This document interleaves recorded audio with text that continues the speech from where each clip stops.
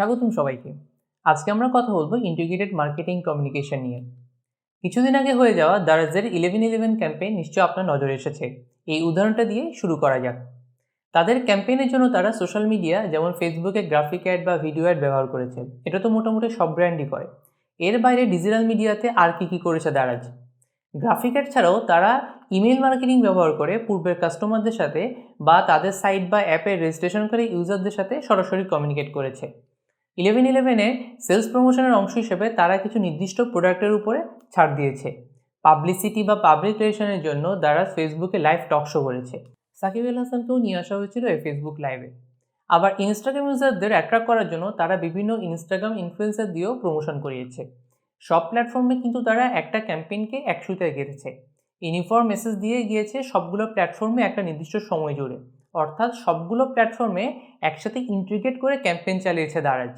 বিভিন্ন প্ল্যাটফর্মকে এভাবে একসাথে ইন্টিগ্রেট করে কনজিউমার বা কাস্টমারদের সাথে কমিউনিকেশন করাটাই হলো ইন্টিগ্রেটেড মার্কেটিং কমিউনিকেশন বা আইএমসি।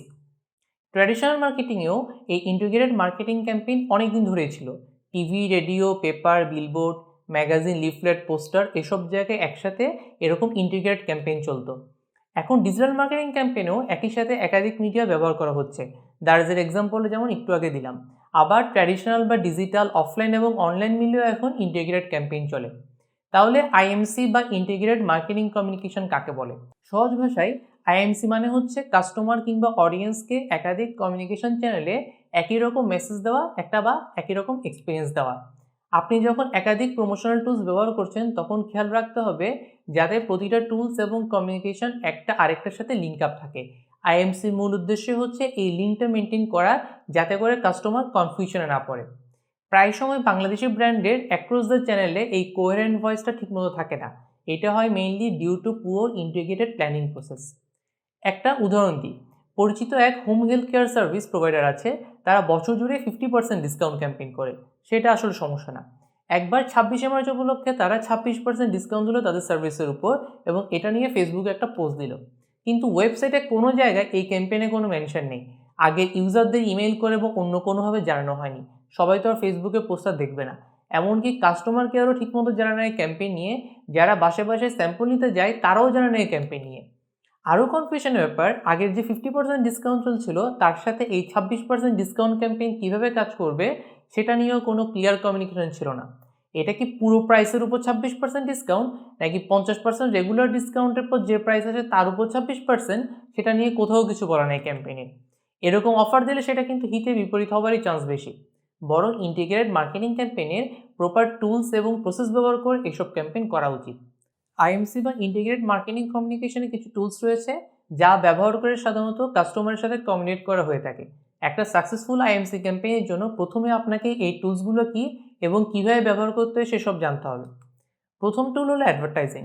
যে কোনো মার্কেটিং ক্যাম্পেইনের ক্ষেত্রে অ্যাডভার্টাইজিং ব্যবহার করা হয়। অ্যাডভার্টাইজিংয়ের মূল উদ্দেশ্য হচ্ছে কাস্টমারকে আপনার ব্র্যান্ড সম্পর্কে এডুকেট করা বা জানানো। একটা নির্দিষ্ট ক্যাম্পেইনে অ্যাডভার্টাইজিং ব্যবহার করে কাস্টমারের সাথে অ্যাওয়ারনেস তৈরি করা হয়। একটা নির্দিষ্ট ক্যাম্পেইনে অ্যাডভার্টাইজিং ব্যবহার করে কাস্টমারের মধ্যে অ্যাওয়ারনেস তৈরি করা হয়। অ্যাডভার্টাইজিং মূলত নন পার্সোনাল প্রেজেন্টেশনের একটা পেইড ফর্ম। এরপর হলো ডিরেক্ট মার্কেটিং। ডিরেক্ট মার্কেটিং ব্যবহার করে আপনি আপনার টার্গেট অডিয়েন্সের সাথে সরাসরি কমিউনিকেট করতে পারবেন, যেমন direct email, phone call, specific remarketing ads etcetera. আপনার অ্যাডভার্টাইজমেন্টে যে মেসেজ কাস্টমারকে দেওয়া হচ্ছে, ডিরেক্ট মার্কেটিংয়ের ক্ষেত্রেও যেন সে একই মেসেজ দেওয়া হয় তা খেয়াল রাখতে হবে, নয়তো কনফিউশন তৈরি হবে। এরপর আসতে পারে সেলস প্রমোশন। এখানে শর্ট টার্ম ইনসেন্টিভ যেমন স্পেশাল অফার বা ডিসকাউন্ট দিয়ে কাস্টমারকে আকৃষ্ট করা হয়। একটা নির্দিষ্ট ক্যাম্পেইনকে কেন্দ্র করে বিভিন্ন ধরনের অফার কিংবা ডিসকাউন্ট দেওয়া হয়। যেমন দারাজের এক্সাম্পলটা বলেছিলাম, তারা বেশ কিছু স্পেসিফিক প্রোডাক্টের উপর এরকম সেলস অফার দিচ্ছিল। আবার নিজের ব্র্যান্ডের প্রচারের জন্য পাবলিক রিলেশন ব্যবহার করে কাস্টমারের কাছে নিজেকে উপস্থাপন করা যায়। পিআর এর মূল উদ্দেশ্য হচ্ছে ব্র্যান্ডের প্রচারের পাশাপাশি কাস্টমার এবং অন্যান্য পাবলিকদের সাথে সম্পর্ক তৈরি করা। Press release, online article, special event বা একটু আগে যেরকম বলছিলাম দারাজের যে ফেসবুক লাইভ, এসবের মাধ্যমে এই পিআর ক্যাম্পেইনটা করা যেতে পারে। মার্কেটিং কমিউনিকেশনের এই মডেলগুলো কিন্তু রেগুলার বেসিসে চেঞ্জ হচ্ছে। ডিজিটাল মিডিয়ার এই যুগে এই চেঞ্জ আরও র্যাপিড এবং ফাস্ট। টিভি, রেডিও, প্রিন্ট পেপারে আগে যে মার্কেটিং বাজেট রাখা হতো সেটা অনেকটাই কমে গিয়েছে। ফেসবুক, গুগল কিংবা ওয়েব প্ল্যাটফর্মে অ্যাড দেওয়ার জন্য ব্যবহার করা হচ্ছে বাজেটের সেই অংশটুকু। মার্কেটিং চ্যানেল বা প্ল্যাটফর্ম এখন এত বেশি যে আপনি ঠিকমতো প্ল্যান না করলে সব জগাখিচুড়ি হয়ে যাবে। দেখা যায় আপনি অনলাইনে দিচ্ছেন এক মেসেজ, লোকজন দোকানে গিয়ে দেখলো আরেক মেসেজ, আবার প্রোডাক্ট লেবেলের গায়ে লেখা থাকলো আরেক মেসেজ। তাই এই প্ল্যানিংটা খুবই জরুরি। আপনি যদি একটা সাকসেসফুল ইন্টিগ্রেটেড মার্কেটিং ক্যাম্পেইন তৈরি করতে চান, তাহলে আপনাকে কিছু প্ল্যানিং প্রসেস ফলো করতে হবে। প্রথমেই টার্গেট অডিয়েন্স আইডেন্টিফাই করা। আপনি যে কমিউনিকেশন তৈরি করছেন সেটা দেখে কাদের আপনার প্রোডাক্ট কেনার সম্ভাবনা বেশি, নিশ্চয়ই টার্গেট অডিয়েন্সে। আপনার মনে হতে পারে আপনি যদি বেশি মানুষকে টার্গেট করেন তাহলে আপনার সেলসও বেশি বেশি হবে, কিন্তু এ ধারণা ভুল। কারণ সবাইকে আপনি একই কমিউনিকেশন দিয়ে অ্যাট্রাক্ট করতে পারবেন না, বরং আপনার মার্কেটিংয়ের খরচ বেড়ে যাবে। আপনি যখন নির্দিষ্ট অডিয়েন্স টার্গেট করছেন তখন আপনি জানেন তারা কি পছন্দ করে বা না করে, তারা কীরকম বিহেভ করবে সেসব।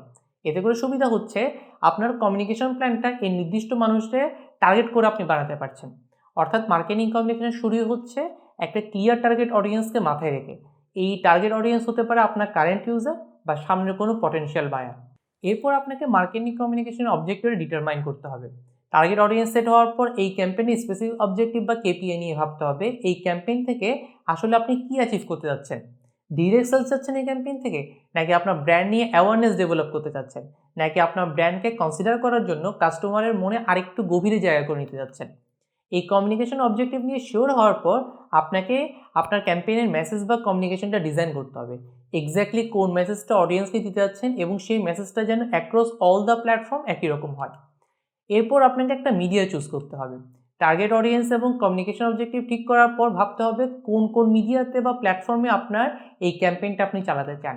যেখানে আপনার টার্গেট অডিয়েন্স ইফেক্টিভ কমিউনিকেশন করবে ওই রকম একটা প্ল্যাটফর্মকে বেছে নিতে হবে। যেমন কোনো ব্র্যান্ডের জন্য ইউটিউব হতে পারে, আবার আরেকটা বিজনেসের জন্য ইনস্টাগ্রাম হতে পারে, অথবা হতে পারে দুটি, আবার কোনোটাই নাও হতে পারে। এরপর আপনাকে একটা বাজেট সেট করতে হবে। যে গুরুত্বপূর্ণ জিনিসটা, এই যে বাজেট সেট করে সেটা কিন্তু চারভাবে হতে পারে। একটা হলো অ্যাফোর্ডেবল মেথড, অর্থাৎ আপনি কতটুকু বাজেট খরচ করতে সক্ষম সেটা সেট করতে হবে। নর্মালি ছোট বিজনেসরা এই স্ট্র্যাটেজি নেয়। অথবা নেওয়া যায় পার্সেন্টেজ অফ সেলস মেথড। এখানে কারেন্ট বা ফোরকাস্টেড সেলস নাম্বারের উপর বাজেট ঠিক করা যায়। আবার ইউনিট সেলস প্রাইসের একটা পার্সেন্টেজ মার্কেটিং বাজেটের জন্য অ্যালোকেট করা যায়। এরপর আছে কম্পিটিটিভ প্যারিটি মেথড। এখানে কম্পিটিটরদের উপর বেস করে বাজেটটা সেট করা হয়, তারা কত বাজেট রাখছে বা কোন কোন প্ল্যাটফর্মে যাচ্ছে এসব ফ্যাক্টরের উপর। তবে সবচেয়ে লজিক্যাল হলো অবজেক্টিভ এবং টাস্ক মেথড।